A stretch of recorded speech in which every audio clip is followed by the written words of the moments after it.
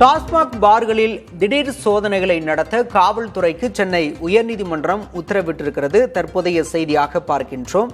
டாஸ்மாக் மதுபான கடைகளுடன் இணைந்த பார்களில் சட்டவிரோதமாக மது விற்கப்படுகிறதா என்று சென்னை உயர்நீதிமன்றம் கேள்வி எழுப்பியிருக்கிறது. திடீர் சோதனைகள் நடத்த சென்னை உயர்நீதிமன்றம் உத்தரவு பிறப்பித்திருக்கிறது. டாஸ்மாக் நிர்வாகம் மற்றும் காவல்துறைக்கு இந்த உத்தரவானது பிறப்பிக்கப்பட்டிருக்கிறது.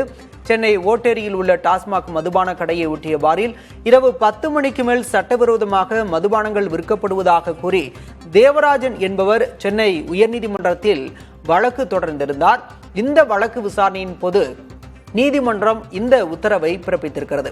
டாஸ்மாக் கடை விற்பனையாளர்கள் மற்றும் மேற்பார்வையாளர்களுடன் கூட்டு சேர்ந்து பார் உரிமம் பெற்றவர்கள் சட்டவிரோதமாக மதுபானங்கள் இரவு நேரங்களில் விற்பதாக மனுதாரர் குற்றம் சாட்டியிருந்தார். இந்த மனு மீதான விசாரணையில் டாஸ்மாக் பார்களில் அதிரடி சோதனை நடத்த உயர்நீதிமன்றம் உத்தரவு பிறப்பித்திருக்கிறது.